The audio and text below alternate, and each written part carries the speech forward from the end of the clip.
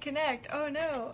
Okay, we're live on my one. There you go. Here we go. Okay, so I am here with Andrea Foulkes. Yes. Am I saying that correctly? Yes. Okay. And I'm here with Susie Beiler. There we go. We're both here. We're in Sedona. We're here in Sedona, and I met Andrea by beautiful divine orchestration recently, and we began talking about holistic nutrition and eating according to your different star lineage and cosmic heritage. And so I wanted to have her share a little bit of her knowledge. Before we go into that, though, I want to just let you guys know my background with nutrition. So I went to nutrition school 14 years ago. Okay. Crazy. And in that school, we studied all the different dietary theories. Oh, so you studied it wasn't. That's it was really a holistic nutrition yeah. school. So it wasn't just like Western medicine kind of nutrition knowledge. Yeah. It was a well-rounded, looking at every different dietary theory. And basically, what you learn in the end is that there's no one way of eating that works for everyone, and to listen to your body. That's really interesting. Yes. That you spent all that time, and then that's what. And we realise that now, don't we? We're realising that. And I think everyone's trying to push, like, what they believe is their way. Yeah. And they're coming from, without us saying it, like a monetary aspect, isn't it? It's like a business model is, I found this works for me, so we're going to push this on to you. Like, exactly. Everybody should listen to what we're saying, where that's not what we're actually going to say today, is it? And well, also what I realized with that was that all the people who have written books and have a following in nutrition, They have an agenda, and what they're teaching works for their people. It's because what they're teaching works for their people. We're attracted to what we need at the time, and so there's all these success stories about I went on this diet and had this result. Well, that's because that's what you needed at the time, and that's what worked for you at the time, but that can change.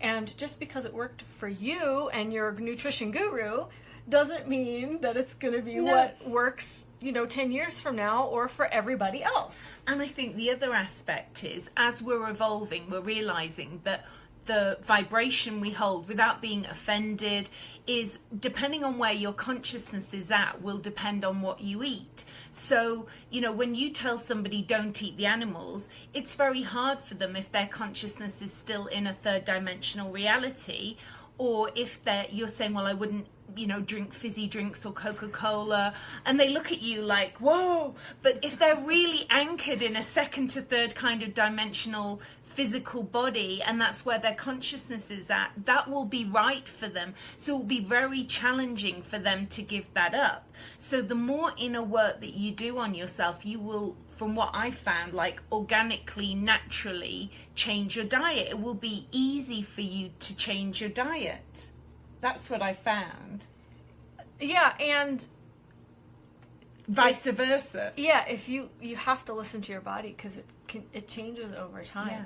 And the thing is, if you can't listen to your body if you haven't cleared your emotional karma, because you won't actually be in your physical body, so you will be treating it a bit like a dustbin. You just be shoveling all this stuff in, because if you're not in your body, you can't feel. Totally. I mean, all you've got is, Are you saying people are stuck in their emotional body and so they can't listen to their physical body? Yeah. I think the thing is, though, the first thing that happens in childhood when you're traumatized is your colon will tense up if you're living in a very toxic family dynamic. So what's going to happen is your colon won't work properly. Yeah. And then that's going to affect your whole system. So the only way you're going to really rectify that is colonic cleanses are great.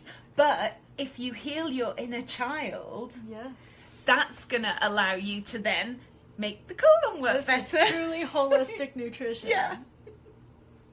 I was giggling when you said rectify, because you're talking about the colon. Oh, the rectum. And the rectum, yeah. The rectum and the rectifying of the colon. Yeah, you've got to rectify the rectum. Yeah. Anyway, okay. No, that's very true. And that's why holistic nutrition isn't just about food. It's also about all the other layers of your being, listening to your emotional field, listening to your spiritual guidance, And that was a problem that a lot of my clients would have, is they would have these spiritual ideas about what they should eat, but it wasn't matching their physical body. Yeah. So being vegan, for example, they'd want to be vegan, but their physical body was asking for animal protein. And they had, like the hardest time, like, my heart doesn't want to kill animals, but their body was asking for it. And so you have to heal all those layers so that you can bring everything in alignment, so that you can feed yourself, to honor your body, but also to honor all the other parts of you. And I think that's where I was saying to you when we were talking the other day about eating, basically what we call this is eating for your star lineage. Yeah. So depending on, we're not one star lineage, we're like multi-dimensional star lineages. As we anchor in more of our higher multi-dimensional self, we might express at one time more of our Plaedian self, more of our Andromedan self, more of our Venusian self, whatever it is for you.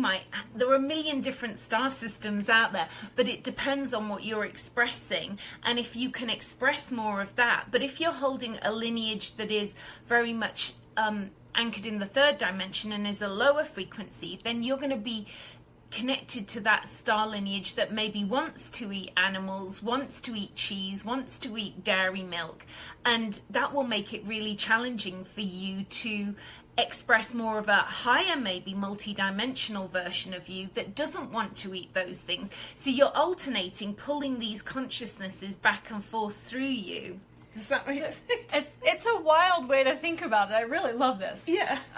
So for sensitive beings, people who have sensitive digestive systems, empaths, people who are just sensitive all around, do they relate to a certain star lineage? And then does that relate to things that are better for them to eat?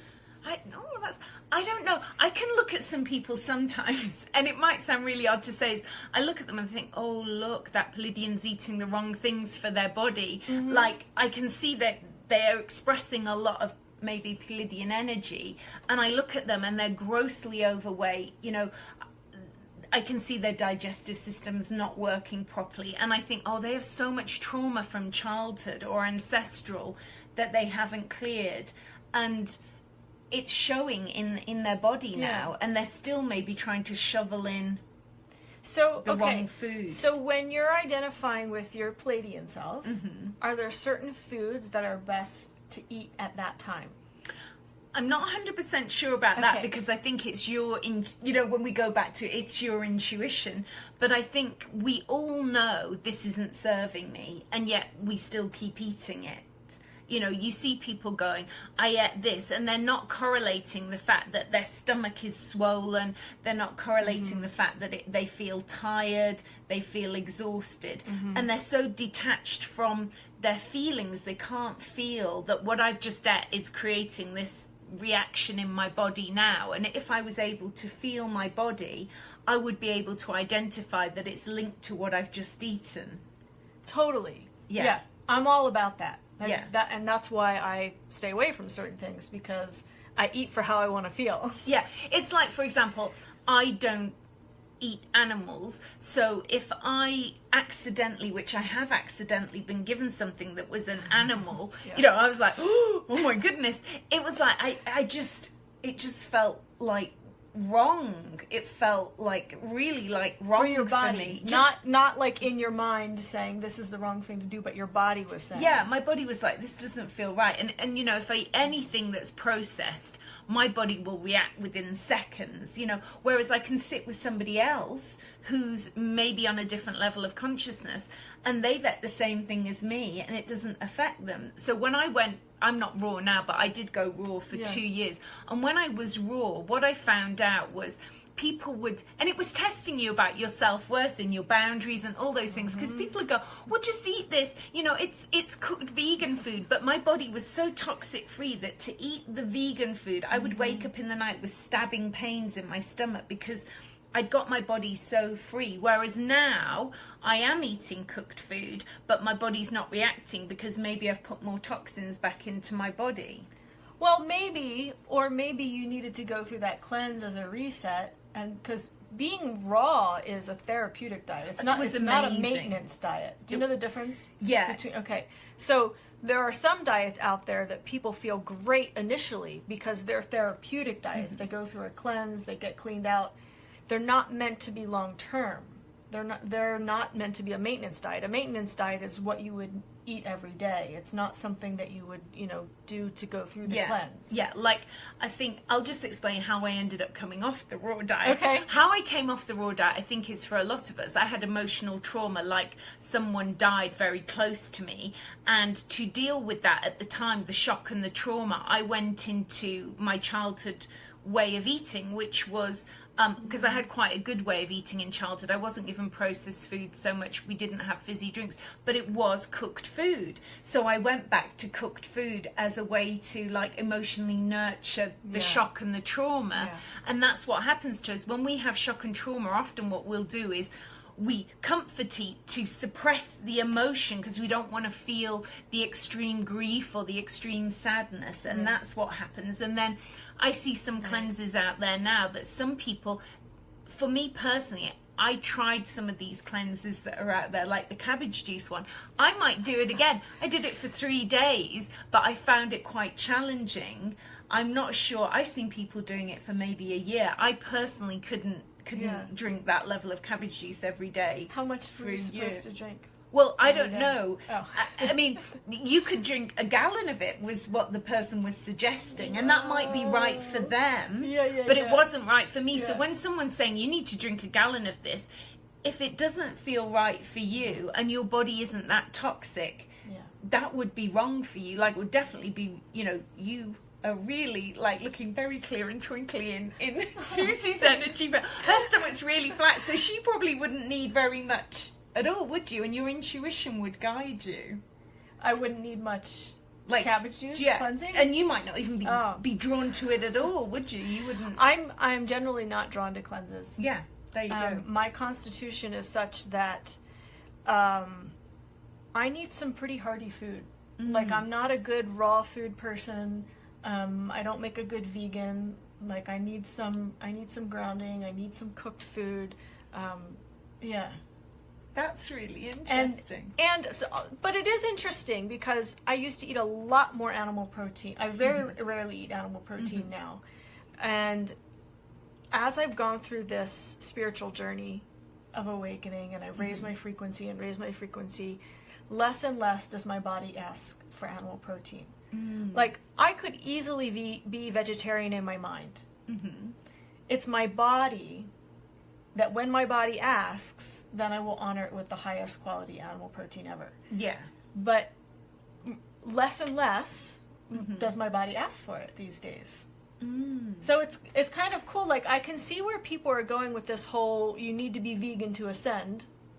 I think you've got to do like the inner work to match it. Like, you can't hold it. I think that's where we're going. I mean, for example, I'm not breatharian. I know people who are breatharian. Wouldn't that be just so much easier? Yeah, well, I think this is where it's going, because there'll be people who are breatharian, there'll be people who are raw, there'll be people who are vegan, there'll be people who are vegetarian, there'll be people who still feel they need to eat the animals, but they'll be maybe eating them with a higher consciousness. They'll be aware of the honoring of the animal. So there'll be different stages of just where that person's at, or maybe, like I said, maybe linked to their star lineage, where they're from. You have to, what level of DNA they're emitting at that moment in time. Whereas if I eat dairy, I'll see that I get like puffed lines. Like here, they will appear. And even as a child, I'd sit in primary school, like baby kinder school, and we'd be given in the UK like milk to drink, and I'd be like, I know this is wrong. This like feels so wrong for me. I can't drink this milk. So are you able to identify which star aspect of yourself was saying that? I think it's your Plaedian I self? I think it's the Plaedian self. Okay. That's just my intuition about the milk thing. Yeah. That felt not right. So, you guys, if any of you identify with being Plaedian, or currently working with your Plaedian aspect, play with going off See dairy. how it feels. See how it feels. Yeah, don't stick with dairy. it like, oh, this is, like this is what you have to Yeah. do. Just see how it feels. And also the other thing that I notice is obviously we're in Sedona in Arizona at the moment, which is fabulous. But also different locations in the world would affect my constitution differently. So depending on the density of the people we're around, depending on the vibration of the earth energies that we're walking our feet on, especially if you walk a lot barefoot when you go to different countries, that would affect it too. Yeah, I'm going to be out of the Sedona energy next week, and I know that I'll probably be eating a little differently, just because I'll be in a different energy. Yeah. Yeah. So that affects you. So all these small things, it's not one thing, it's like all the things all together are like a contributing factor. Yeah. And then from my perspective, we're looking at past lives as well, because we're looking at, some of our allergies are linked to other lifetimes. You can't digest a certain thing, maybe because in a past life that affected you in a negative way. So all these so many layers things, to look there's at. like layer upon layer. Is it inner child? Is it ancestral? Is it past life? Like, for example, I knew... Is it your constitution? Yeah, I knew a guy who, he couldn't eat cooked onions, but he could eat raw onions, which sounds really odd, isn't it? Yeah. But he would literally gag at the thought of eating cooked onions, and you had to pick them out, like, and I was like, I used why to do that is, when I was a kid. yeah, why is that? Why can you eat it in one form and not in the other? So again, that would identify to me there's some issue maybe from childhood, or is it past life? Where is that coming from? Where do our allergies and our beliefs, like I've heard people saying, I can't eat vegetables. I've heard people saying they can't eat, why can they not eat vegetables? And that seemed really bizarre to me. But again, maybe and also mold and parasites are going to affect your body as well. So if you have parasites in your body, they may be projecting a consciousness to you to want to eat like that particular thing, right, to feed their agenda. If you have entities and energies attached to you, those things might desire certain things. So, and this actually brings up what I was talking about earlier, those people who, from a spiritual perspective, don't want to eat animal protein, but from a physical perspective, kind of need it. And it may be because some of their entities or energies are wanting the animal protein. And I would say if you're having cravings that aren't satisfied by eating the animal protein, you might want to look into implants and entities or energies you have attached to you. If it's a craving that you're satisfied and you can go for the next month without it, maybe that's because your body legitimately needed it. Yeah, and what happens to your stomach? Because my stomach really shows me, whether that was appropriate that's or the not. mirror. Like Susie has the flattest tummy I've ever Oh, seen. you're You so do, you have sweet. like the flattest tummy, but mine hasn't. so I sweet. have to observe my stomach. But my mum Yeah, has. but you've got the feminine curves. Yeah, I'm very curvaceous. I'm like straight. No, but it's very nice. You don't have to carry all that weight in your boobs and That's stuff, true. though. That's But true. my I like mum, that. since she's manifested dementia, which is a whole other story, manifesting dementia, my mum, since me being about 3 years of age, never had sugar in her tea or drinks or anything. And since she got the dementia, became obsessive with putting sugar in everything. And also became obsessive with, I found these like boiled sweets. I think like hard candies. Okay. All over the house. Literally, she's like obsessed with eating this sugar. And I know this sugar isn't good for you. And then eventually what's happened in the space of maybe only 2 years of this obsessive intake of sugar, that's obviously something that she's not processed in herself that's making her addicted to sugar, all her teeth had to come out and fell out, which is really sad. And because she's got the dementia, she can't perceive that the sugar's bad for her, because she's gone into the little child from childhood, and because of her age being 87, she probably never healed the inner child. She never healed the inner child. The inner child obviously didn't necessarily get much sugar in childhood because it was in rations. It was, that post-wartime. Yeah. So she's obsessively feeding the inner child, but it's not good for her health. Yeah. Yeah, who are you feeding? Yeah. Are you feeding yourself, your inner child, You're entities. Yeah. So someone commented way earlier, Stefan, I don't know if you're still with us or not, but you asked about the dolphins, and what about the dolphins who are high frequency beings and they eat fish, which is obviously animal protein. And I have a thought about, what do you feel about that? Your environment, what's available to you. Like, tribal natives, indigenous peoples, they're going to eat animal protein, most of them, to my knowledge anyway. That's, they're the hunter-gatherers, the tribal people with the bows and arrows, that's Native Americans. That's, that's normal. That's what they do. And the way they do it is by, giving honor to the animal and, using all the parts of the animal. So it's a very sacred approach that they take.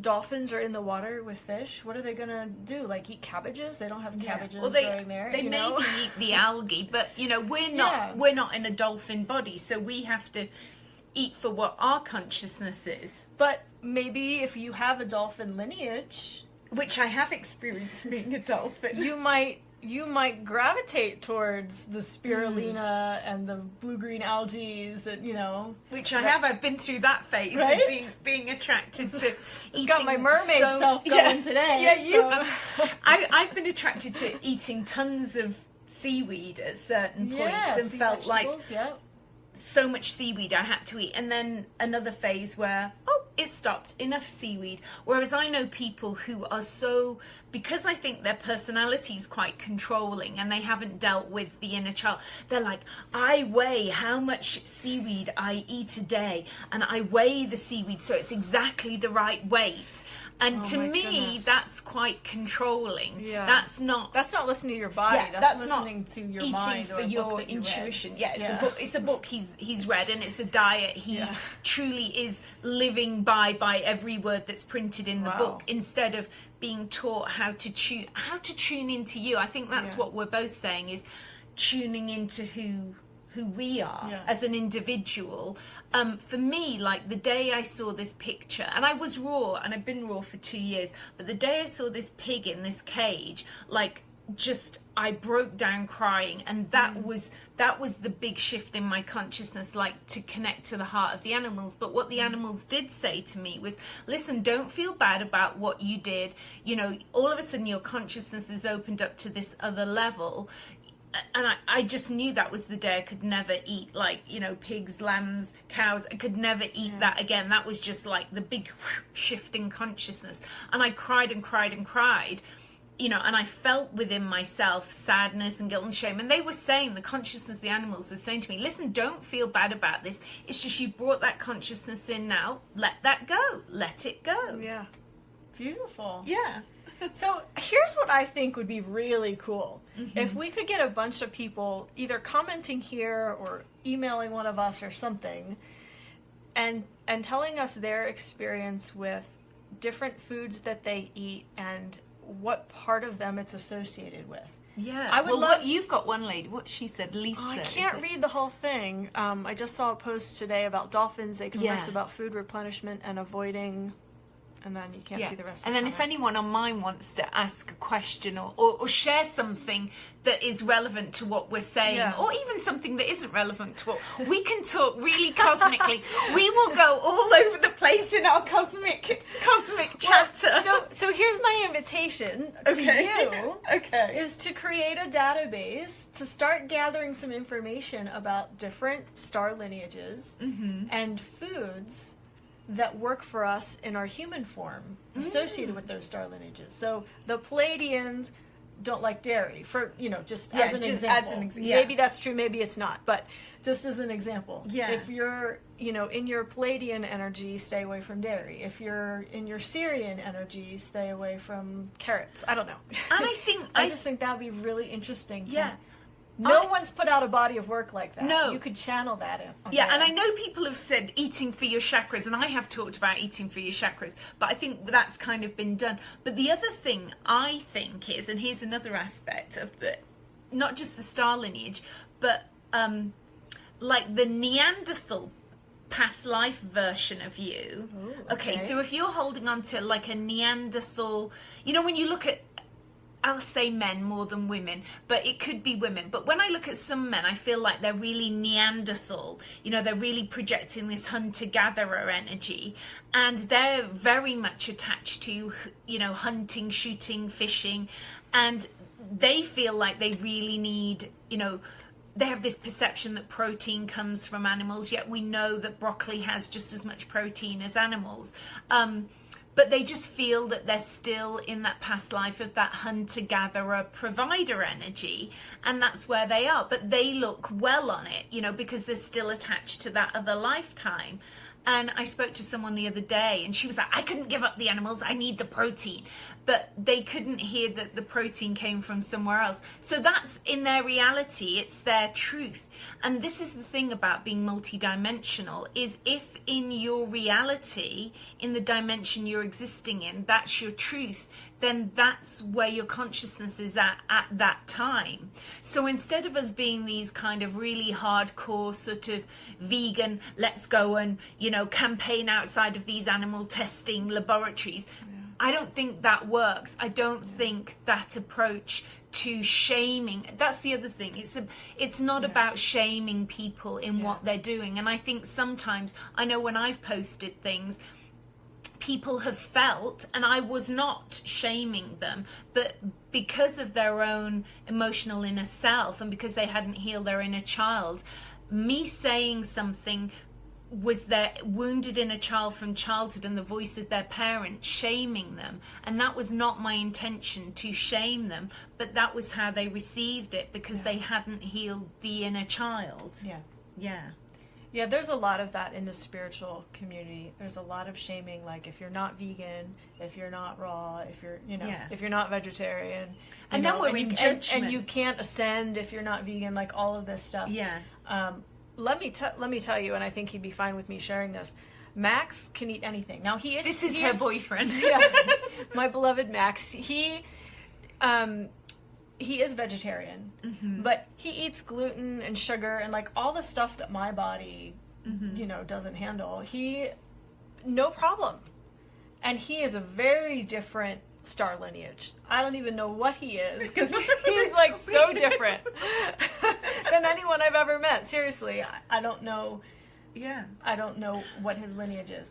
And I think that's the other thing. You know, the star lineage we predominantly talk about is probably about 15 different races, isn't it? That we hear, you know, people talking about this. But in truth, there are way more than 15 like the ones that different star lineages, you know, expressing themselves at this point in time.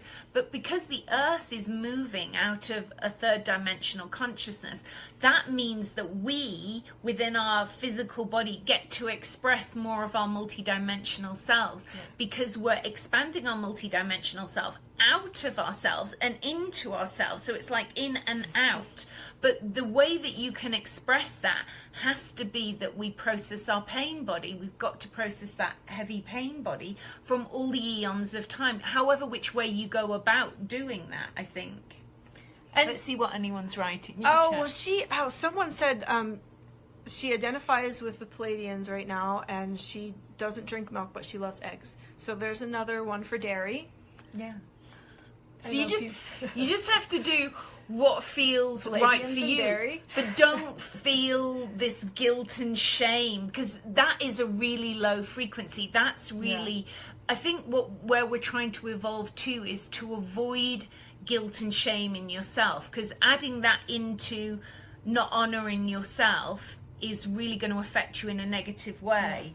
So it's like getting out of this whole judgment, this whole shame, this whole just working on your consciousness, working on this is what feels right for me. And honoring your body in that. And like, you know, I look at Susie and what she's eating she doesn't look unhealthy. It's like when you look at somebody and they're going, this is fine for me to eat all this, and you look at them and they look really sick and ill, then you're out of alignment. Something's wrong. Your body is always showing you where you're at. And I think the template that you have to honor is your body, isn't it? How you look, how you look and feel. How you feel.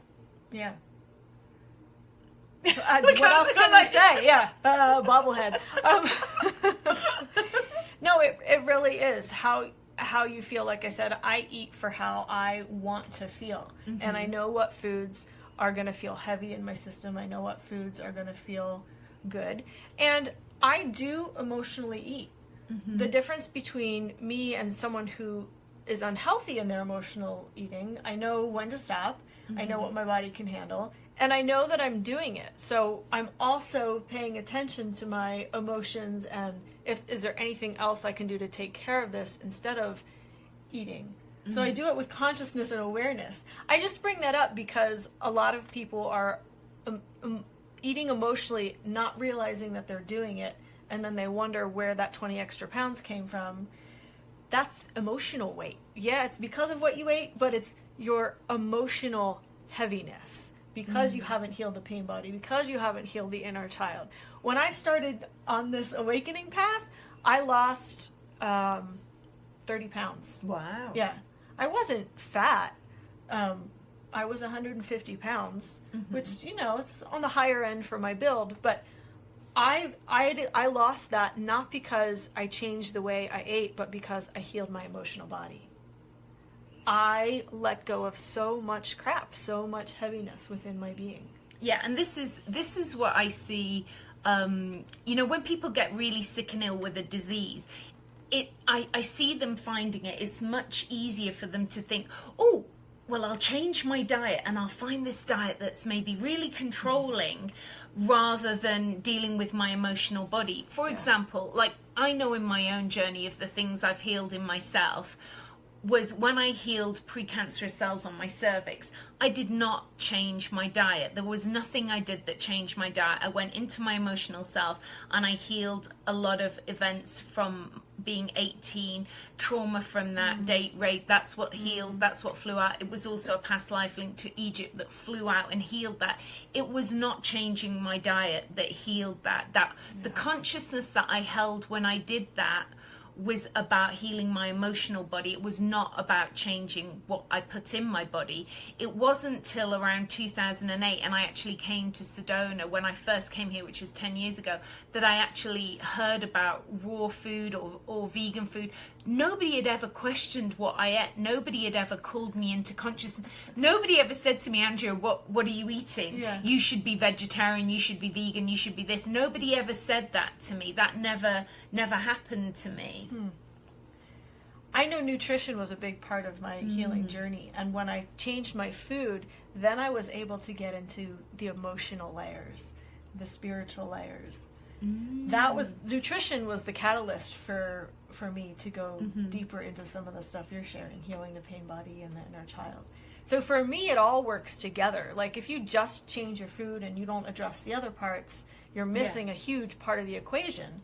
If you just do, emotional healing work, but you're not looking at your food, you're missing a big part of the equation. Yeah, eventually it's going to show itself. And like I said, I was really lucky.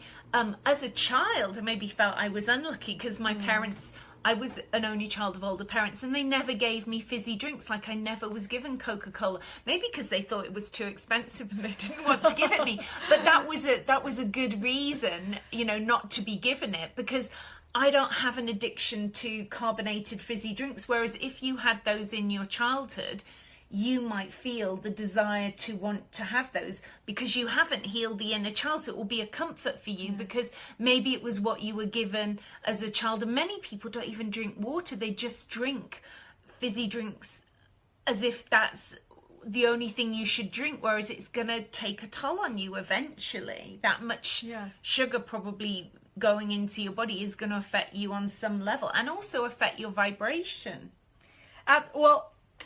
So that's an interesting thing because you hear about yogis, you hear yogis talking about like, I can eat anything because it's all about my frequency and the frequency. Well, that's a high mastery, first of all.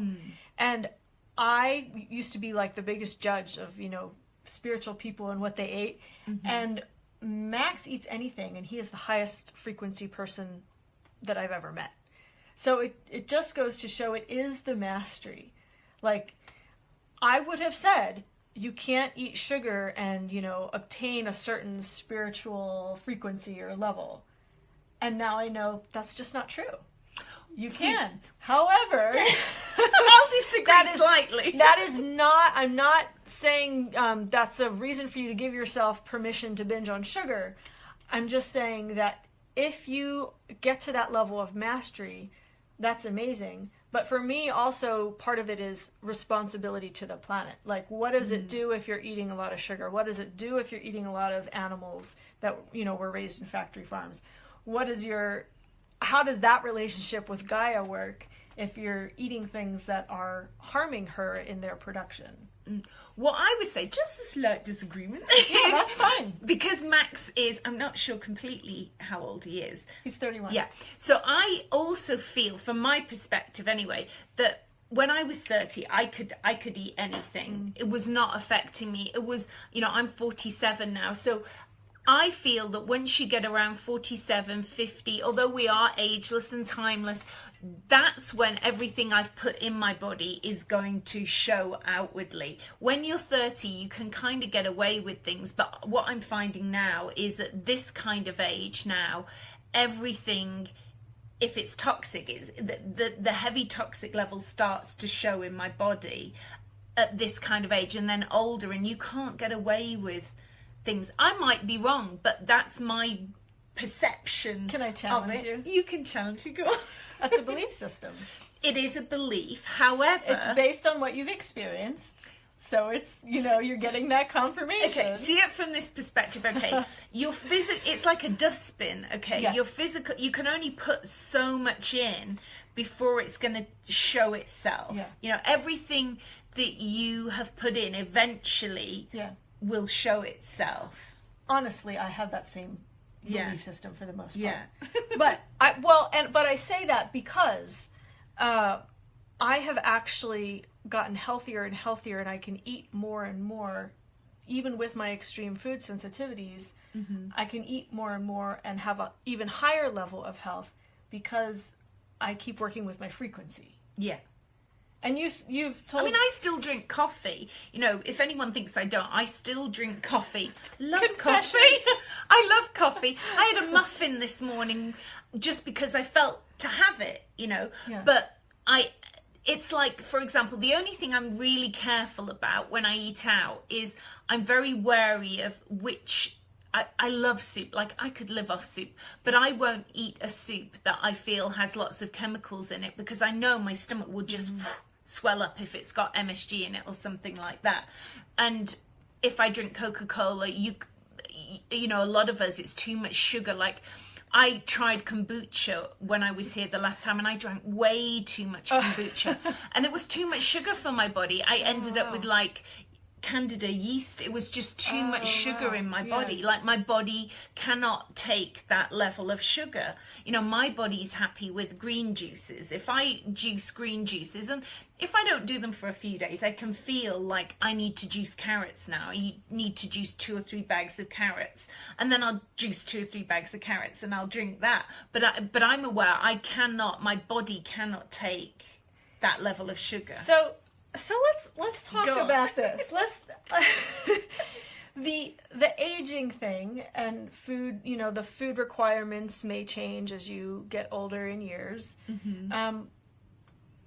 or does it have to? Can we reverse that process? Can we, like, I'm on an anti-aging timeline. Me too. Right. So if that's true, what do we need to do so that whatever things we're putting in our body that aren't the purest don't accumulate in our body and show up 10 years later? You see where I'm going with this? Okay. Yes. I think what you have to do is, for me, one of the biggest things I've had to work on in this lifetime has been my digestive system. That, I think, comes from the childhood I experienced and lived through. Was a lot of anxiety. There was a lot of arguing and shouting that I was exposed to in my childhood. And where is that? And it's stored in your stomach. It's, it would create anxiety because I was living in, subconscious fear, whether I was aware of it or not. And it's taken a lot of emotional inner work. And I think when you're empathic, I think the thing is to evolve out of being too empathic, because when you're too empathic, you're like hoovering up all the stuff around you, whereas it's to observe, not absorb. Whereas to be too empathic. I have to. Okay. Yeah, go on. So there's no such thing as too empathic. You learn how to be with your energy and your soul and your essence, and so even when you're feeling all this other stuff around you, you're with yourself. Well, you're not absorbing it. You're not absorbing it. You're observing, so not absorbing. There's nothing wrong with being too... There's no such thing as being too sensitive or too empathic. It's about not taking on. Well, I think it's about... It's the vocabulary. It's semantics. It's okay, semantics. all right, cool. So it's like observing that I'm an empath, but I have to observe that people can be arguing and shouting, and they could even project that at me, but I don't have to absorb it. And if it comes at me, I just let it go very quickly. So you're still empathic. Yeah. In that moment, you're just not taking it on. But I'm not taking it on. I just wanted to clear that up. And also, it's things like you can be, and this is and that affects your digestion. Yeah. If I absorb it, if you're taking it's on gonna other affect people's you. energy, that can affect your digestion. Absolutely. Yeah. And it's like, this is my perception of empathic, okay? Okay. So it's like, if I'm walking about, I can see all these things in the world that could be my responsibility, because I think from my perception of empathic, and when we're, what I quote, too empathic, is we feel responsible for everything, whereas everything is not my responsibility. Correct. You know, like, for example, in the past, this is a few years ago, I had a boyfriend and I saw a guy, literally on his bike fallen, what to me looked like fallen off his bike, but actually he'd just thrown his bike on the floor and he was just laying on the floor. But I stopped to rescue him, thinking he needed rescuing, whereas in truth he was just laid his bike and he just felt to lay on the pavement. Whereas the extreme empath in me felt, oh my God, he needs help, he needs saving, I need to dash over there. And the same when I used to appear at a car accident. Like, if there was a car accident, I'd often for years be the first person there. And as this overt empath, I would rush in and help. And then a few years ago, I got a message at the scene of an accident, and it was like, back away, Andrea, it's not your turn to be the rescuer. Let somebody else have that experience. Somebody else needs to have the experience of what it's like to go in and assist in this scenario. Oh my goodness, I talk about this in my empath course. That's so funny. Yeah. So give someone else the chance to be a blessing. Yes. Yeah, you can say no. Yeah, so I tapped on the car of the guy in front, and he was, half my age, and he was like, I don't know what to do. I said, well, I'm sure you'll find the right way. So my intuition was like, go and park over there and just observe, don't absorb. So I observed, and I even tried to wave to a lady in the accident on the other side of the road, come over. And she couldn't see me. I wasn't in her reality because I was not there to hold the frequency of delegating what happened within that accident scenario. And I looked down the road to this guy who, when I first tapped on his car window, he just didn't know what to do. But within minutes, it was like I'd had to come to be the permission slip. You activated him. Yeah, I was like, it's your time to be like Superman, and I could see him going, yeah, you need to go over there. Are you okay? And I could see him really got into his mastery of this situation. And then he's probably going to have to go through the process of when he's gone, oh, I've turned up at too many accidents. This time it might not be my turn. It might be somebody, passing. It's like a Mexican wave that we're going through, isn't it? Of discernment. It's like, oh, I've graduated from that experience. There may be a time when, yes, it is right for me to be that person again. But when we can trust our intuition and we can see other people are around who, intuitively it might be an experience they need to have, and we're taking that experience away from them. Yeah. When we think we have to be Superwoman or Superman all the time. And that's when you get burnt out, when you think you've got to be rescuing. It's all the stuff that you're saying is true. Let's bring it back to the original question. Do you remember the original question? No, go on. Dang it! It was about... how on this anti-aging timeline, how do we work with the frequencies so that the food we're eating, if there are any harmful ingredients or toxins, doesn't show up 10 years later? So for me, it's about constantly cleansing and releasing. It's about constantly transmuting the heavy frequencies. by heavy frequencies, what do you mean? In the food, or you mean in the food, in myself, in my environment? Yeah. Any of that. Not taking any of that on. Blessing the food. Yeah. So that it doesn't show up 10 years later. That's a good thing when you say blessing the food, because I come, in Hawaii, a lot of people are into blessing the food, but they do it in what I would perceive as a very overt fashion. Okay, you can bless the food like this. It's done, right? But when you see people going, I am blessing my food, and they do this very visual thing that, they want you all to notice they're blessing their food. They're oh, look, I am very evolved because I bless my food before I eat it. And, you can see them in restaurants, especially in Sedona, don't you? They're going like this. Hey, I do that. But it's like, the intention can be like a millisecond, can't it? It's like, If someone will comment on there to remind me to put Max's food blessing up there, I'd love to share that with you. Max has this amazing food blessing, and it can be like 5 minutes. I mean, it's incredible, his food blessing. But it could be 2 seconds. It's not for seconds. showing off, though. Okay. He's not showing off. It's just this sincere energy. But how long should it take? That's the question. There's no shoulds. Yeah. It's but there are times where he's blessing his food and I'm hungry, so I start eating. Yeah. Because, so we have all these things that take, how do you, I think that's the other question we're moving into now. It's how do you use your time? Yeah.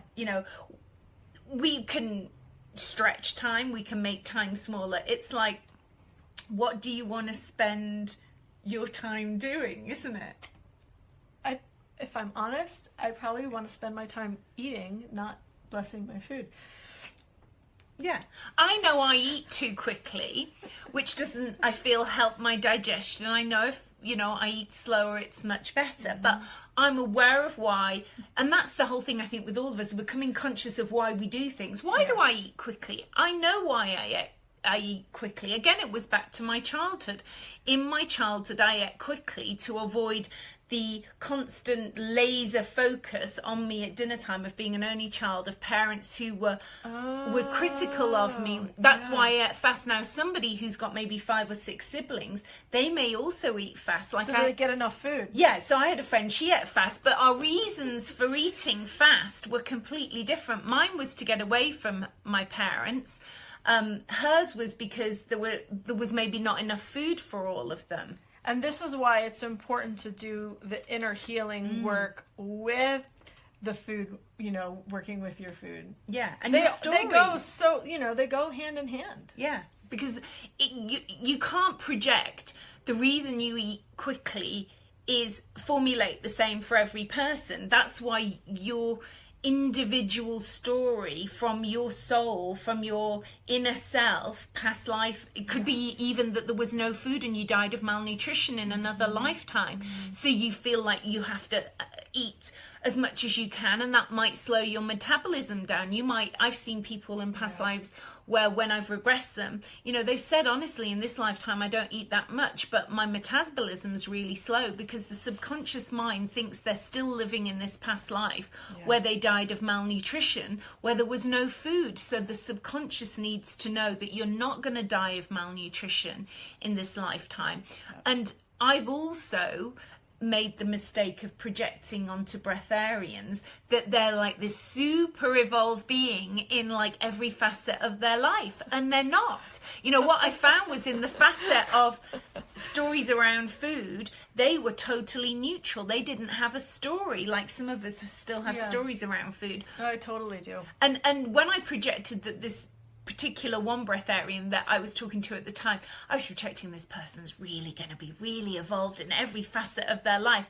And when I heard their stories about relationships, I realised that they weren't. That's it was so just interesting. Just in that diamond where food is concerned, they'd really cleared that up.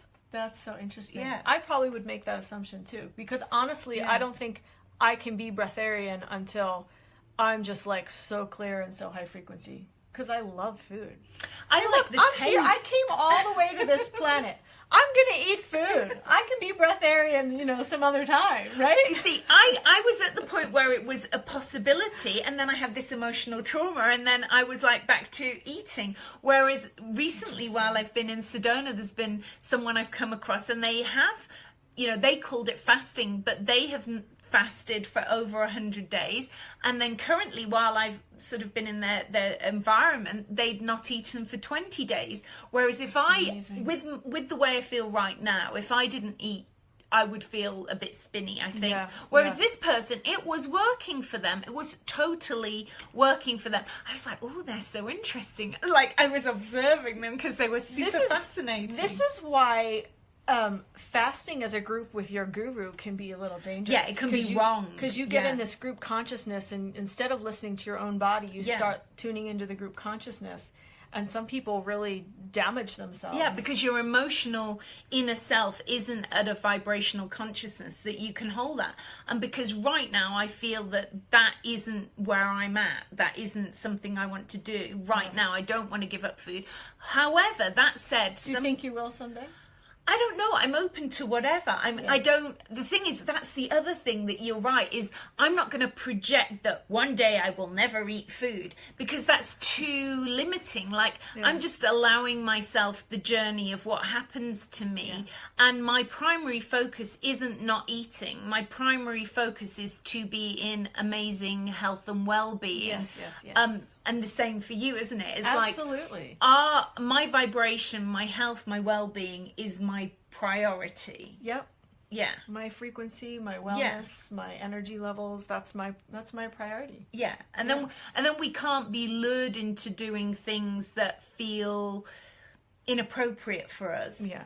Oh, I've had too much illness and all that crap to not listen to my body. Like, I started nutrition because I was sick. So I can't not listen to my body at this point. I can't, do a cleanse because 10 of my friends are doing it. That's doesn't work. That's bullying, isn't it? It's a subtle form of bullying, of peer pressure when your friends, when people say, well, my friends are doing this, I should do it. That's a really covert bullying, isn't it, in some way? Like self-bullying, if you let it happen. And a need to be part of the group. Like, I need to be part of the group.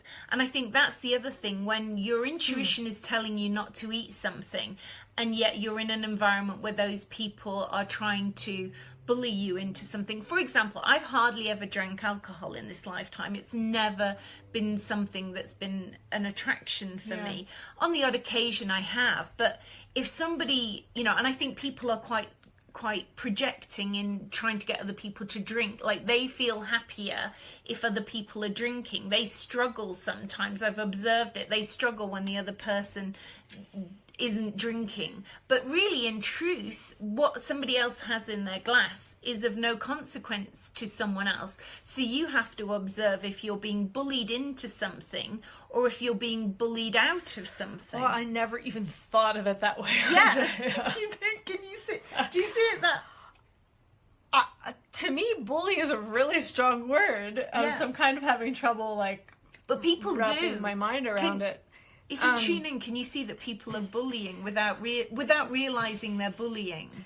Yeah. They're covert bullies. I think a lot of people are covert bullies they would never identify with being a bully. They would never consider themselves There's an energetic thing that people do to try to manipulate someone else's energy, and they usually don't even know that they're doing it. Yeah, it's totally unconscious. But I guess it is a form of bullying. And it on its truest form, that's what it is. But you're not a bully till you can identify with the consciousness that you're holding. So you would not see that in yourself. You wouldn't see the subtle manipulation that you're holding in yourself. And that's where, what we call the spiritual path comes into truth, because then that's the path of awareness of self, isn't it? Awareness of what you're doing.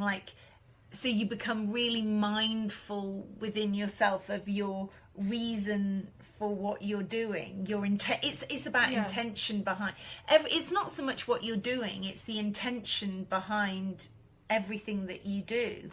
Like, your personal story is unique to you, whereas my personal story will be unique to me and people watching their personal story. But if you don't know your personal story, then you get sucked into the drama. Yeah, it's true. I know myself. I know what my body needs, so I'm never going to get sucked into something like that. But yeah, it's just kind of blowing my mind because I would have never put nutrition and bullying in the same sentence before. Yeah, well, I think maybe because when I was that child sat in nursery and I was forced to drink, as people in UK who are my age group and probably older, not younger, had to drink these little bottles of milk. We were forced, there was no, you cannot drink this milk. It's like and it was like for me as a child, I can go back to being 4 and it was like drinking poison. I mean, I knew that this was not right for me, and yet there was no way I was going to be allowed to go and play outside. Okay, real quick, and then we'll wrap this up, I think. But thank you. Yeah, you guys are awesome. Lisa, you rock. You've been with us for a long time. Thanks for hanging in with us. Children and nutrition and forcing them to eat. Like I had to clean up everything on my plate when I was a kid. That was one of the rules. You have to eat everything on your plate.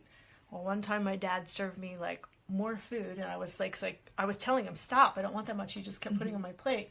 Well, don't you know, later that night it all came back up. I lost it. Projectile vomited. But I think that's an important consideration. If you have kids and you're feeding your children and they're saying no, find out what that's about. Don't just force them to eat it. Find out why they're rejecting it. Maybe they're just being kids and, they don't want to eat their vegetables. Or maybe there's a good reason why they're rejecting what you've put in front of them. Maybe their body knows that's not healthy for them. Yeah, and here's another, you'll find this interesting, although I sense you might disagree. It's okay, we can disagree. Yeah, and it's okay to disagree. Good, yeah. I read some stuff where most children, when they're given animal food, as they're, when you're force feeding your child, you're shoving that food in, most children will, not just meat, but they will spit out cooked food. Like, as little babies, in general, most children don't really want cooked food, and their first reaction is to spit it out. But as a parent of feeding a baby for the first time, you just keep shoveling it in till you break their will. You break their will, and they're like, I have to eat this. And as a parent, you're not honoring. Your fear is this child is going to be, not have enough nutrition if I don't push this whole, it says a baby should eat a whole packet on this or whatever you've cooked yourself, and then you're pushing it in and the baby's spitting it out, and maybe they're spitting it out because their vibration doesn't need that. But within our society, I don't think there's room for us to honour what our child needs. In our fear of parenting, we're like shoving it in to go, well, the book says you have to eat this, so you're going to eat this. You have to start grains at 6 months old. And that was what your dad was doing, was his fear of you not having enough food, or the ancestral story of, you have to eat everything on you, or he was projecting your grandmother or great-grandmother's story onto you, instead of honouring Susie's a high vibrational being. Maybe she doesn't need that much. She said no, she knows her own mind. Isn't it? I just have to say, young babies, when you first start feeding them, there is a reflex where they stick out their tongue and push the food out of their mouth. So there is that, like, you get over the hump of soothing that reflex. So that's part of it, just, for you parents of little babies. I used to work with kids and feeding and all that. So it's not just because they're rejecting it. There is a reflex that babies have when you first start giving them the spoon. But to Andrea's point, we do honor what the messages that they're sending you. If they're rejecting a certain food, there may be a reason for that. So, Andrea, thank you so much for joining me. Thank you. This was amazing. And I really do hope we'll do another one. Well, yeah, I really do hope that we can gather some data about different star lineages and nutrition when you're here in the human body. And if we can figure out, like, Andromedans, do well with this type of food, Syrians do well with this type of food, Arcturians do well with this type of food, Plaedians. Yeah. That would be so epic, don't you think? Yeah, it would be fascinating. Yeah. So if you guys have any insights, please send them to us. And the other thing I hope you've enjoyed is that, you know, because we don't know each other that well, it's like we're finding out about each other through this interview. And it's good, and it's okay to agree to disagree. Yeah. And I think that's an important thing, that you can talk to people like we're doing, where you can see that we can stay in our truth, but we can listen to the other person. And I think that's really important and crucial, isn't it? That we're not just like, we agree with absolutely everything each other says. But I think if you observe how we've negotiated that in a really respectful manner, but staying in our own truth, but seeing that, I think that's how we need to negotiate our way through life with other people, isn't it? Instead of getting really angry and saying, no, you're wrong. You know, it's like going, oh, that's a really interesting perspective. There's room for all perspectives. Yeah. As an ascended master walking the planet. Yeah. If we can't allow other perspectives, what are we doing? Yeah, you know? Exactly. So thank you. So real quickly, Andrea, tell us where people can find you. Okay, well, we're all watching Facebook right now, but I'm on YouTube too, and I have my own website, which is my name, andreafoulkes.com, and Susie's is susiebeiler.com and creationtemple.com. So for those of you who aren't familiar with my work, I have a membership website called Creation Temple, and that's where we bring in our creations of light. And so I'm giving you tools and strategies and techniques and DNA activations and meditations to help you manifest and bring forth your creations of light. And I have like free meditations on my website if you sign up as well. And I'm in Sedona till the end of March, and then I'll be back in the UK. Beautiful. Thank you so much. This was amazing. Yeah. All right. Love you guys. See you in the next video. Bye. Mwah. Bye.